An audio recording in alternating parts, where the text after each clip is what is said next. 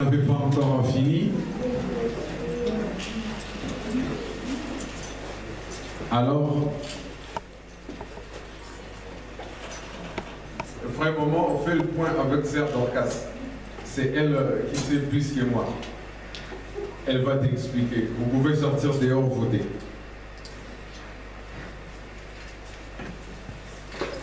Merci. Nous prenons nos Bibles comme je disais tout à l'heure.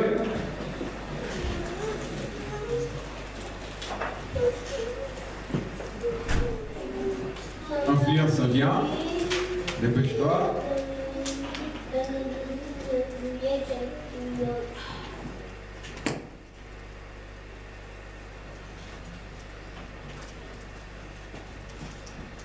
Livre des Juges, chapitre 7. Nous continuons la même lecture. Le dimanche dernier, pour ceux qui étaient absents, nous avons lu du premier verset jusqu'au 14e. Mais ce dimanche, nous allons continuer. Livre des Juges, chapitre 7. Versets 15 à 22. Juge. Je lis au nom du Seigneur. Amen. Lorsque Gédéon eut entendu le récit du son et son explication, il se prosterna, revint au camp d'Israël et dit: Levez-vous, car l'Éternel a livré entre vos mains le camp de Médian. Il divisa en 3 corps les 300 hommes et il leur remit à tous des trompettes et des cruches vides avec des flambeaux dans les cruches. Il leur dit: Vous me regardez et vous ferez comme moi. Dès que j'aborderai le camp, vous ferez ce que je ferai. Et quand je sonnerai de la trompette, moi et tous ceux qui seront avec moi, vous sonnerez aussi la trompette tout autour du camp, et vous direz: pour l'Éternel et votre Gédéon. Gédéon et les 100 hommes qui étaient avec lui arrivèrent aux abords du camp au commencement de la veille du milieu, comme on venait de placer les gardes. Ils sonnèrent de la trompette et brisent les cruches qu'ils avaient à la main. Les 3 corps sonnèrent de la trompette et brisaient les cruches.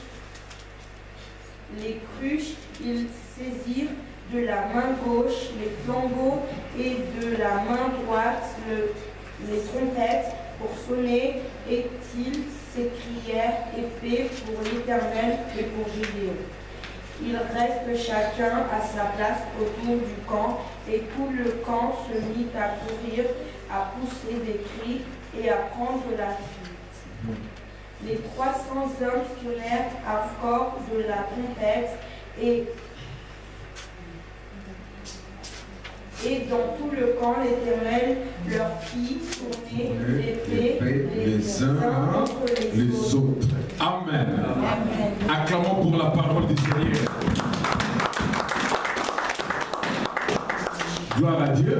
Bien-aimé, comme j'ai toujours dit, la lecture biblique sans le Saint-Esprit pourrait paraître comme les corbeaux et les renards.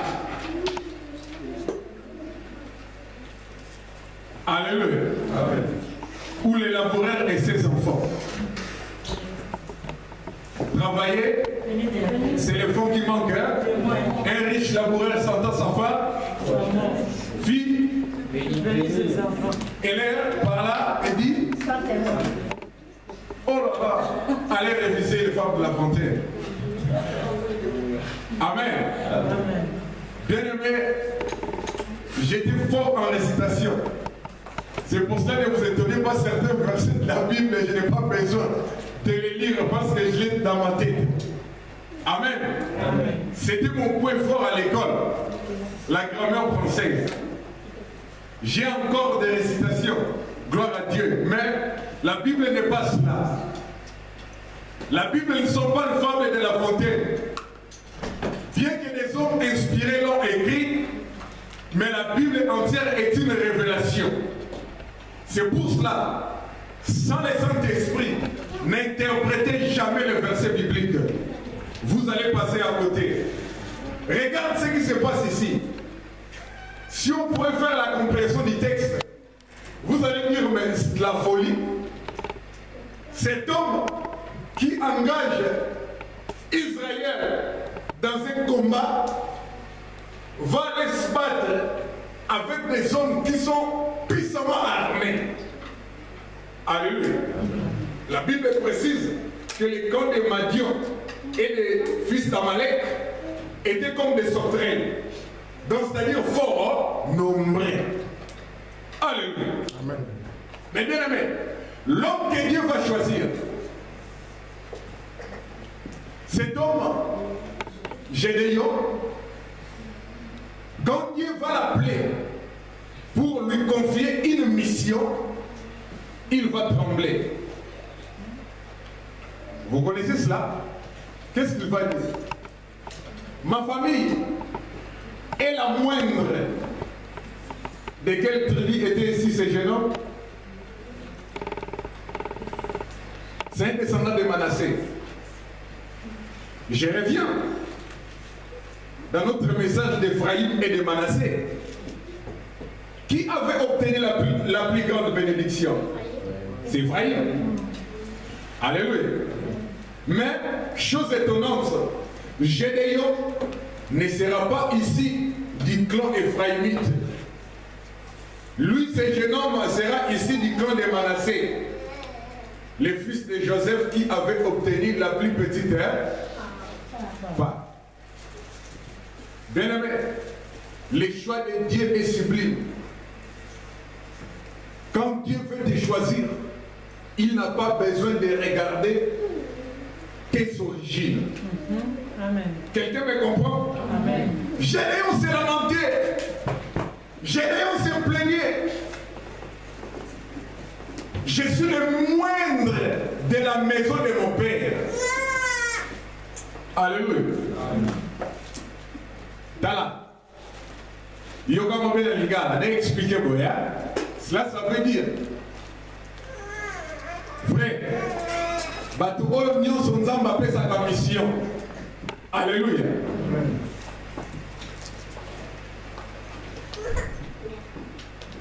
Il n'accepte pas seulement comme ça à l'aveugle.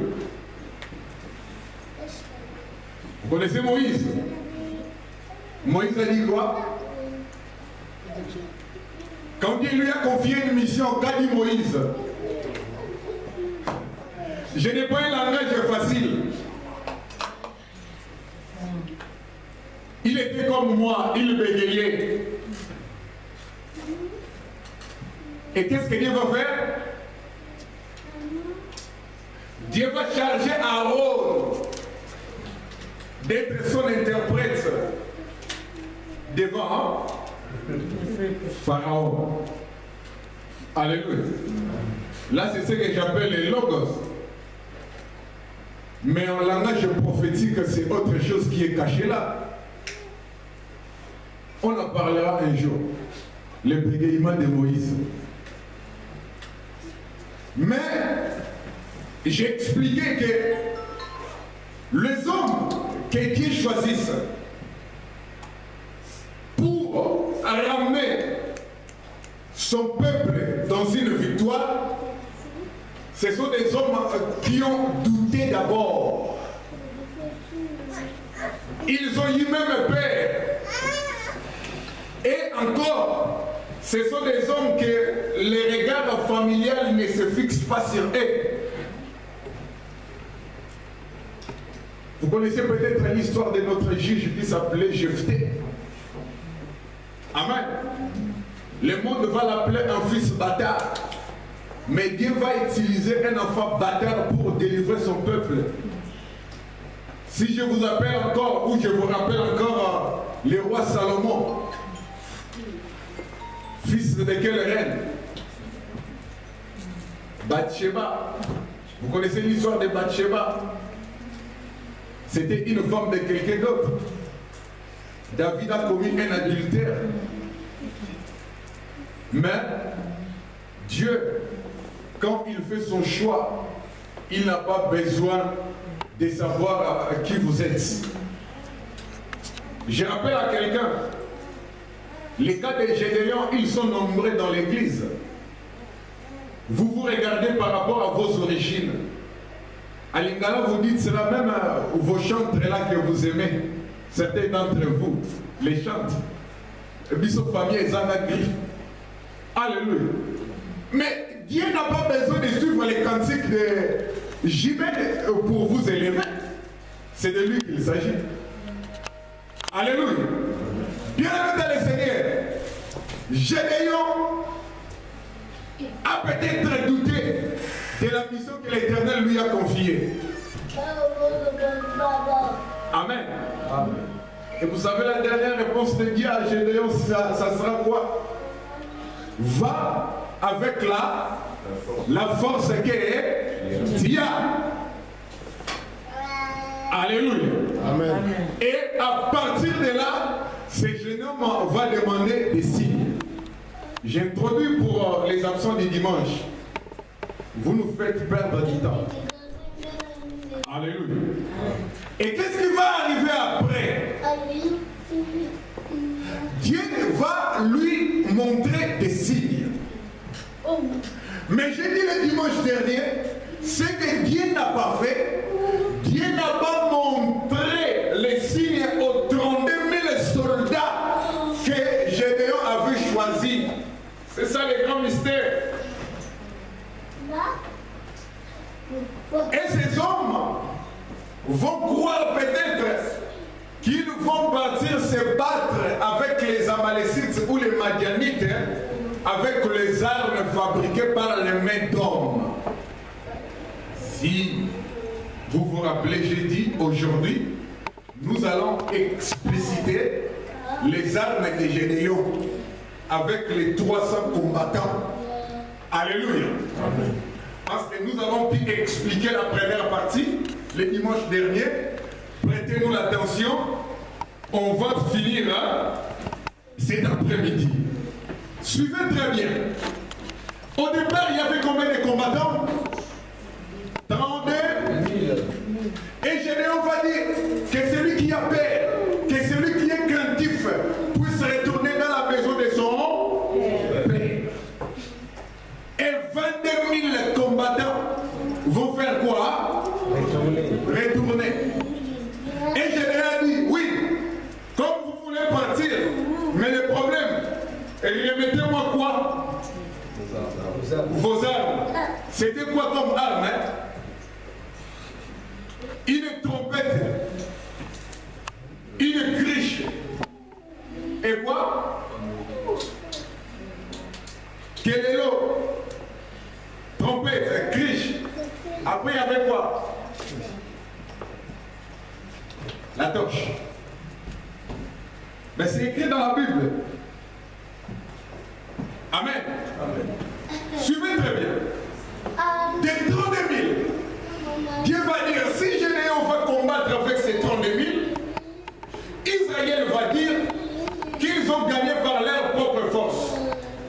Or, la Bible dit, ce n'est ni par ton esprit, ce n'est ni par ta puissance, ni par ta force. Alléluia.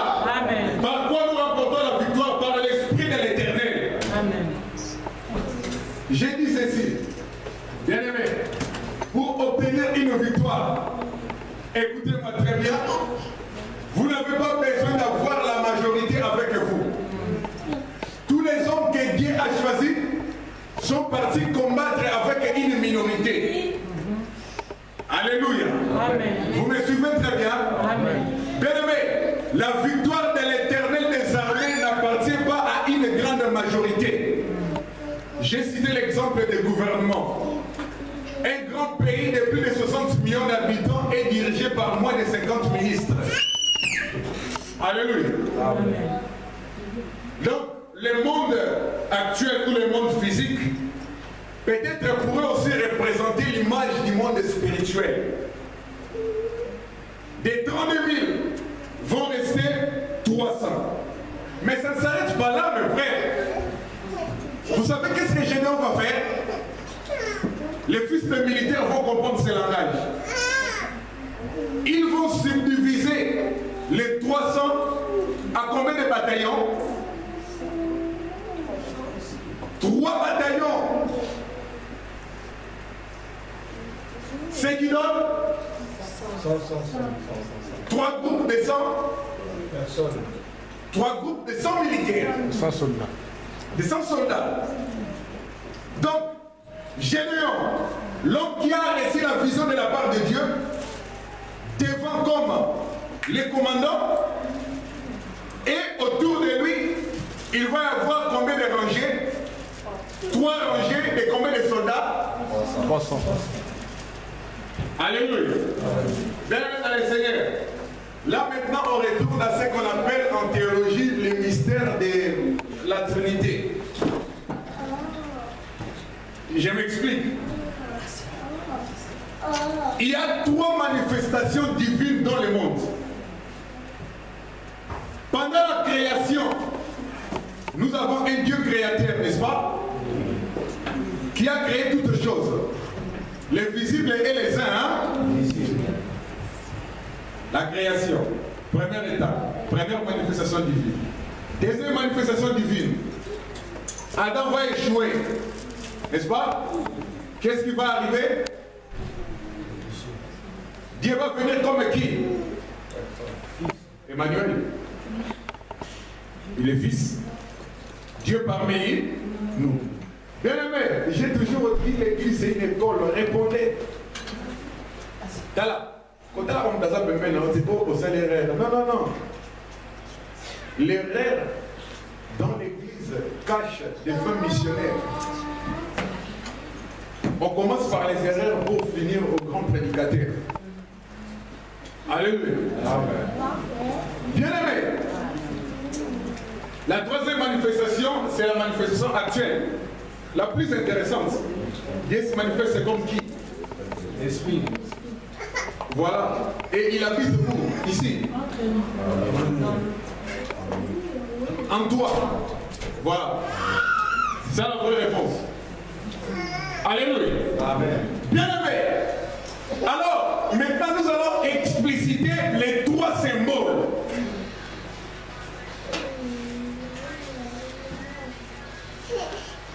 Ben, elle n'est pas là. Prends les sacs, les téléphones, tu veux vibrer. Laisse, c'est pas grave. Alléluia. Mettez sous vibreur, s'il vous plaît. Peut-être vous aussi, vous n'avez pas fait attention. Bien aimé dans les Seigneurs. Suivez maintenant très bien, nous allons commencer à expliciter.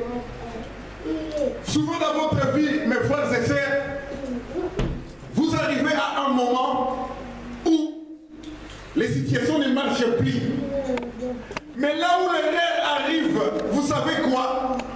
Vous fixez vos yeux vers le nombre et l'importance de vos adversaires. Alléluia.